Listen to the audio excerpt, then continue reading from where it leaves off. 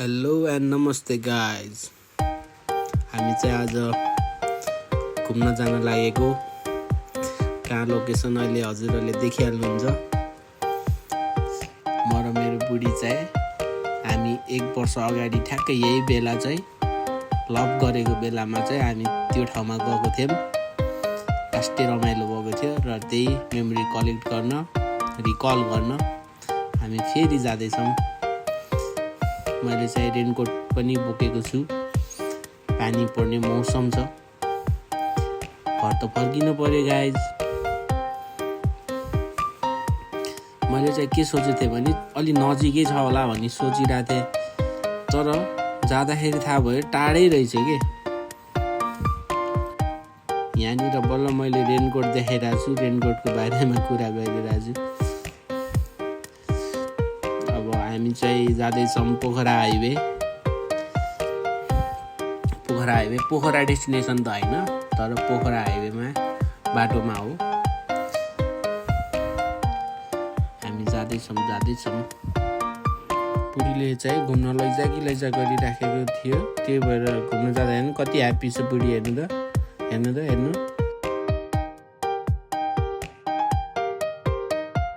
मौसम चाहिँ पुरा पानी पर्ने खालको असार महिना हो गाइज। अब बुझ्नु न, पानी पर्ने मौसम हो, पानी पर्ला जस्तो गरिरहेछ।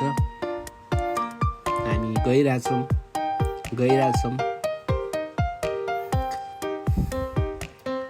लगभग आधे बाटो चाहिँ आउन लाग्यो, अब धेरै टाढा छैन।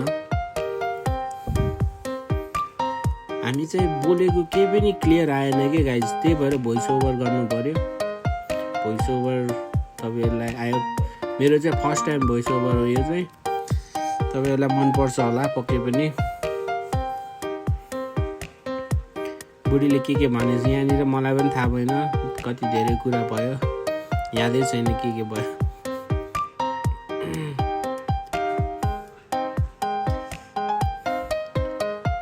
भ्यूको मजा लिनु गाइज, भ्यूको मजा लिनु।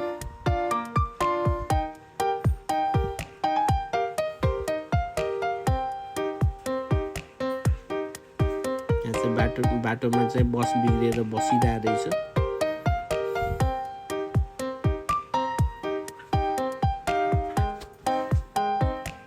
अनि हामी जाँदैछौँ।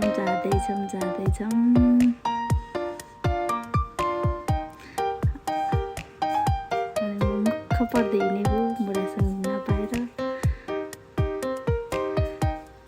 यस्तो राम्रो भ्लग बनाउनु रहेछ त, म त भ्लगरै हुन्छु क्या हो, त्यही भन्दै हिँडेको के।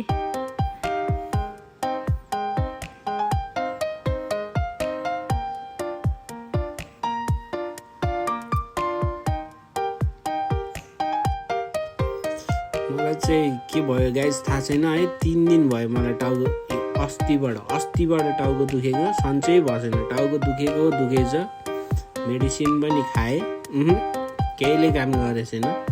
टाउको दुखिरहेछ, अझै पनि टाउको दुखिरहेछ।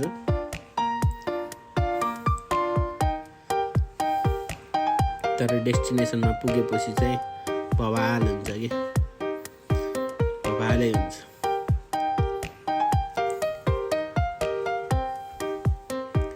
बुढा र बुढी मात्र, हामी कहाँ गयो यार, 2 जना मात्र। डर लाग्छ सम्झिँदा पनि गाइज।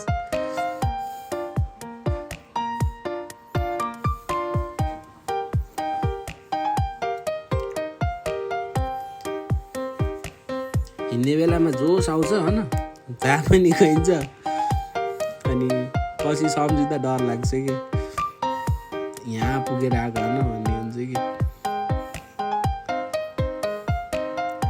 यो बाइक चाहिँ त्यस्तो स्पिड चलाएन मैले होइन, तर यो भिडियोमा चाहिँ कस्तो स्पिड कुदाए जस्तो देखिँदो रहेछ कि। त्यो 30-40 हाइवे हो, 40-50 भन्दा माथि गसेन म फेरि। सेफ राइड हो आजकल त।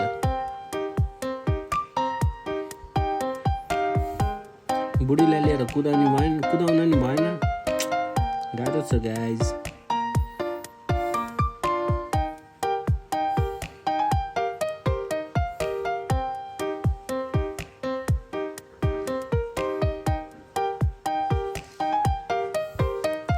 इन इन्डियन गाडीले चाहिँ आज धन्नै एक्सिडेन्ट गराइदिएन यार गाइज। टर्निङमा ओभरटेक गरिदिएर साइडै पेलिदिइरह्यो कि कस्तो हुन्छ यार, यिनीहरूको सेन्सै छैन कि। टर्निङमा ओभरटेक गरेछ, अगाडि ब्लाइन्ड छ, केही देखि छैन, ओभरटेक गरेछ अनि बाइकलाई पेलिदिइरहेछ। यहाँ त देखाएन, त्यो भिडियोमा छैन, तर त्यस्तो भयो गाइज। यस्तो रिस उठेछ, अब के गर्ने।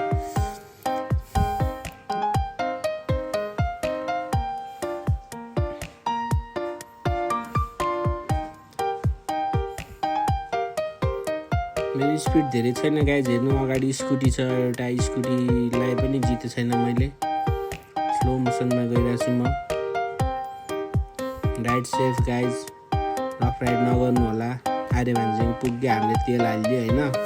आर्यभान्ज्याङबाट लगभग अझै 20-25 मिनट हिँडेपछि बल्ल हामी डेस्टिनेसनमा पुग्यौँ। यो चाहिँ डेस्टिनेसन हो। बुढीलाई खोलाको छेउमा बस्न मन लाग्यो अरे, सानो खोलामा। ठुलो खोला भयो त रानी महल थियो कि अरे, सानो खोला चाहियो अरे। अनि सानो खोला खोज्दै अनि डेस्टिनेसनमा पुग्यो। बुढी पुरा भ्लगिङ मोडमा छ, पुरा भ्लग, जहाँ गयो पनि जे गरे पनि भ्लग हो आजभोलि। हेर्नु हिँडेको भ्लग गराउँदै।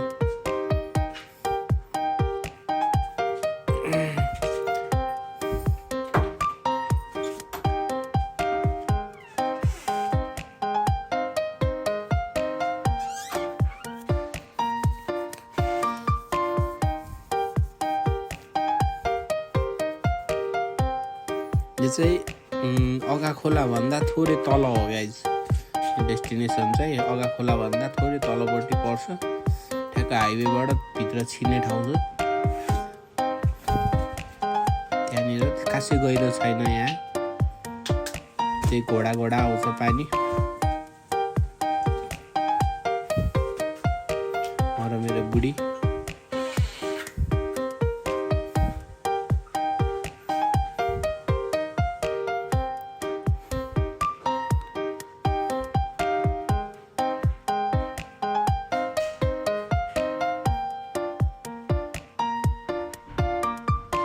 बुढीलाई यसरी नै बस्न मन लागेको अरे। के मन लाग्छ हौ बुढीलाई पनि, आम्मा।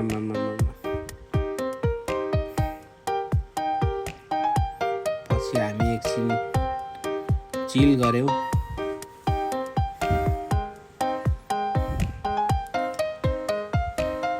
नौ मिनटको भिडियो छ गाइज होइन।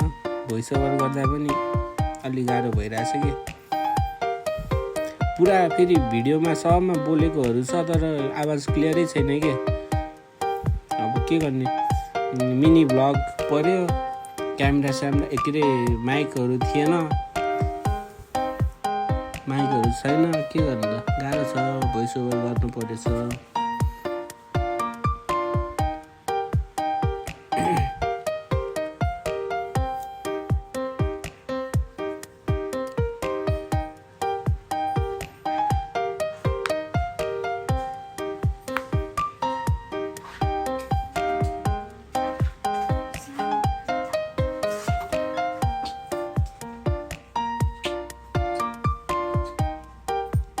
यहाँ चाहिँ हामीले एकछिन टाइम स्पेन्ड गऱ्यौँ, रमाइलो भयो।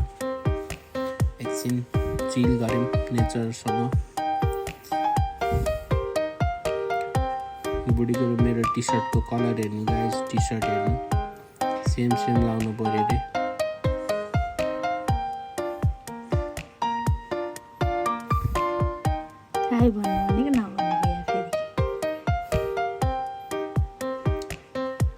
चाहिँ हामी फर्किँदै गर्दा हो गाइज।